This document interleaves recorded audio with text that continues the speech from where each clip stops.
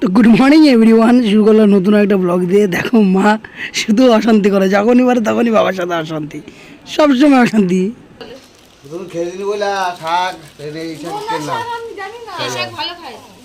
এটা কি আনছো? কালো মহিষাতে কি আনছো? জ্যান্ত মাছ?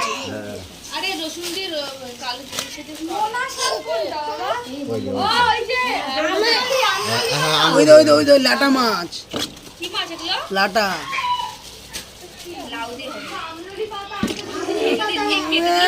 এটা শোল, শোল, শোল,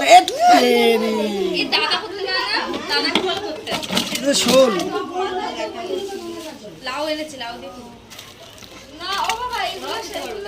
এই যে খায়, আর একটা শাক আছে। এ বাবা, দেখ দেখ দেখ দেখ, এটা ইসের শোল বাবা, এটা তো ড্রেনের শোল না, এটা তো ভালো পুকুরের শোল। পুকুরে মরে গেছে এগুলো, মরে গেছে এগুলো, এগুলো মরে গেছে। জালে থাকে কোথায় না, এগুলো রান্না করবা।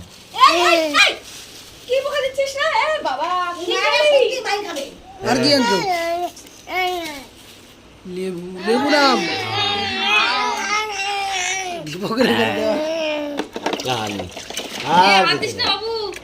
তো চলে আসলাম সেলুনে। কালকে সেলুনে ভিড় ছিল তাই আসতে পারিনি। তো চুলটা অনেক বড় হয়েছিল, কাটিয়ে নিলাম, একটু ফেস ওয়াশও করে নিলাম। যাই হোক, তাহলে বাড়ির দিকে যাওয়া যাক। চুল কেটে আসলাম পুরোপুরি। হ্যাঁ বলো। ধুলা শাক আবার কি? এটা ধুলা শাক আর লতি, কচুরলতি, আর হচ্ছে লাউ দিয়ে আলু দিয়ে শোল মাছের ঝোল। শোল মাছের ঝোল? কোথায় শোল মাছ? কোথায় কোথায়? কে কাটছে? বৌদি মাছ কাটতে পারে নাকি? ওরে তেরি, কেটে ফেলছে ওস্তাদ মানুষ। এটা কি মাছ? শোল মাছ নাকি বলছে?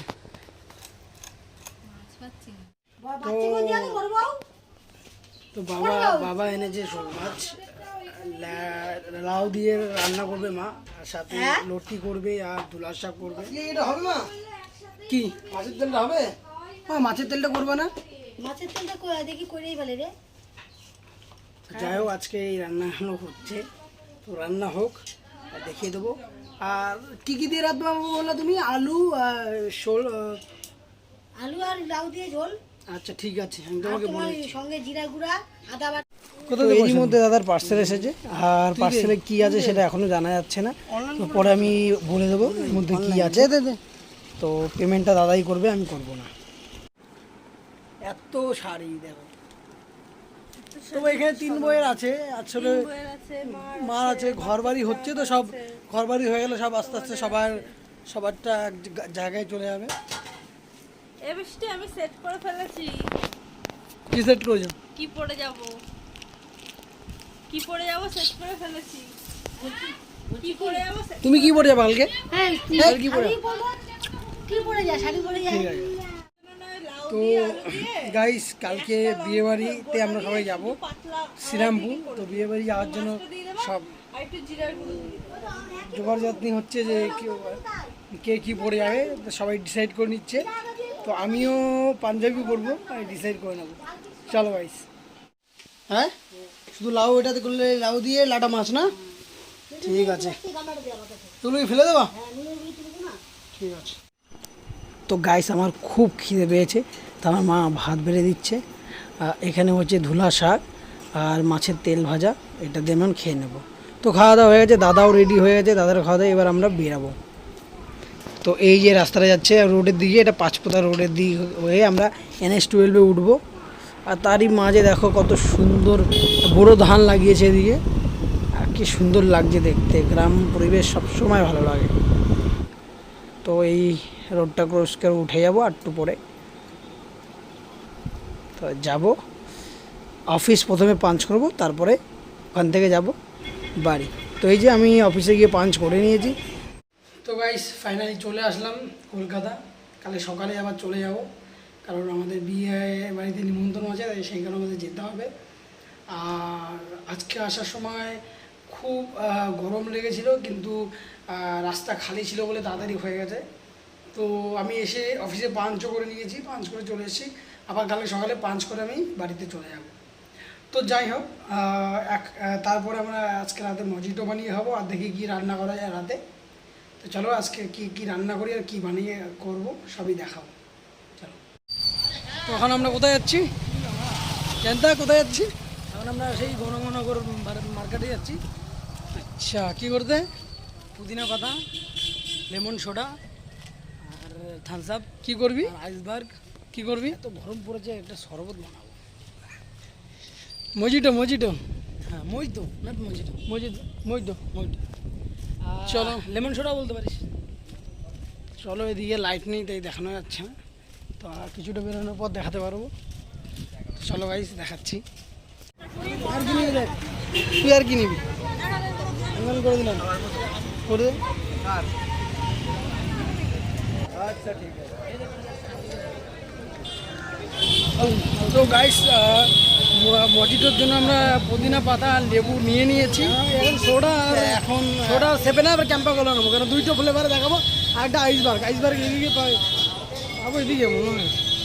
তো চলো, আমরা বানিয়ে দেখাবো, খুব মজা হবে খেয়ে। কারণ কালকে দাদা বানিয়েছিল, ওটাও দারুণ হয়েছিল। আজকে দেখি কেমন বানায়। আজকে পুদিনা আছে, কালে পুদিনা ছিল না। তো চলো দেখা যাক।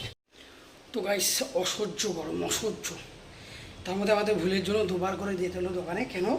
কারণ আমরা চলে এসেছি, তারপর মনে পড়েছে আমরা সোডা আনিনি আর বরফ আনিনি। তো সোডা যাও পেলাম, বরফ তো পেলামই, বরফ সে কত দূর থেকে আনতে হলো। তো কোথায় বরফটা, কোথায় দেখা? দিয়ে নিচ্ছে বরফটাকে, যে বরফ বাজার দিয়ে আনলো, চল দিয়ে নিয়ে আয়। আর এই যে সোডা, দেখতে পাচ্ছ সোডা, এই যে বরফ, এটার সাথে বরফ, আর এই যে 7 আপ, আর এটা হচ্ছে পুদিনা পাতা, আর এটা হচ্ছে লেবু, এই যে লেবু, আর এটা হচ্ছে তোমার জলজিরা। তো এগুলো দিয়ে বানানো হবে। তো বানানোর পর ভিডিওটা আমি অবশ্যই তোমাদের শেয়ার করবো, শর্টে চেক আউট করে নেবে। তো গাইস, আমি বলেছিলাম যে আজকে আমি রিভিল করব যে আমার ফ্যামিলিতে কতজন আছে। তো তার আগে আমি বলে নিই যে আজকের দিনটা মোটামুটি ভালোই কাটলো। একটু কষ্ট হয়েছিল যখন আমরা চাকদা থেকে কলকাতা আসলাম। তো যাই হোক, তারপরেও আমরা বাড়িতে সর্বপ্রথম বানিয়ে খেয়েছি, রাতে কিছু রান্না করিনি।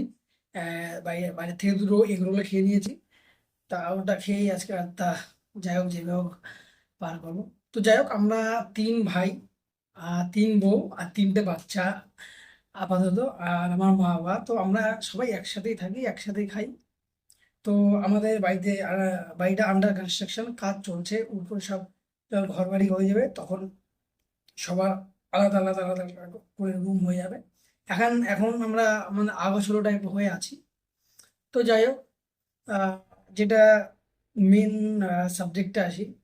তো আমি এর আগের দিন সমাজ নিয়ে বলেছিলাম যে সমাজকে অলওয়েজ ভ্যালু দেবে, কোনো সময় বলবে না কি হু ইজ দ্য সমাজ। তো যাই হোক, আর আজকের যেটা বলবো সেটা হচ্ছে অহংকার।